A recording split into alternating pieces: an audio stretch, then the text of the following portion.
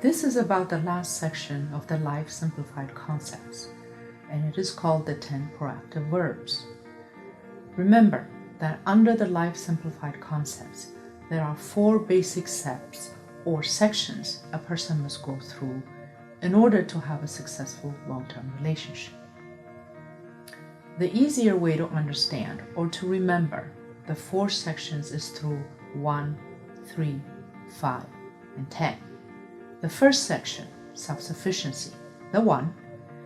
This is where we get ourselves ready for a relationship by learning all the necessary skills in becoming self-sufficient. The second section, the 3 entities, the 3, is where we learn about the obvious pitfalls when forming or creating a relationship and how to avoid these pitfalls. The third section, the 5 levels of compatibility, the 5, is where we learn how to properly negotiate a relationship agreement based on the 5 compatibilities. The fourth section, this one, the 10, is where we learn how to maintain a successful relationship we've created because we want it to be happy and we want longevity. The first 3 sections focus on creating a relationship, whereas this one focuses on maintaining or assuring its sustainability. This section is called the 10 proactive verbs because when you're working on your relationship, I want you to focus on your action or initiative to get it going. These 10 proactive verbs are motivational in nature, and they are there to help you jumpstart the process. By process, I mean maintaining a long-term relationship. And the process starts with having a mentality and a commitment of not letting your relationship become idle, stale, or even boring.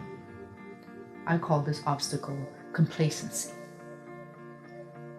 We become complacent and let ourselves get stuck in the relationship when we ourselves become idle, boring, and too predictable, for our respective partners.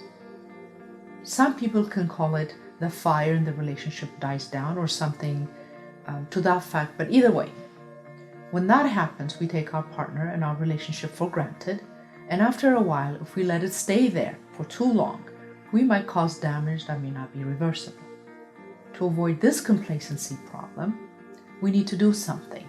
We need to act, proactively that is, which is why the title 10 Proactive Verbs comes to be. Even though there are 10 verbs to choose from, there are only 2 ways of fighting this problem.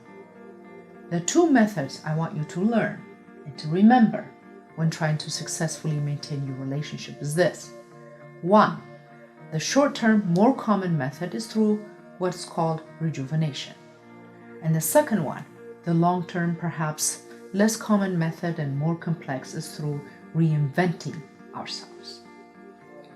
But no matter which one you use, which one you apply from the 2, the whole concept of this section is to make sure you apply them so that you don't fall into a rut and ignore your relationship, the same relationship you've worked on so hard to create in the first place.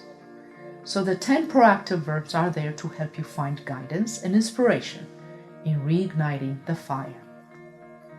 The verbs themselves are not that important.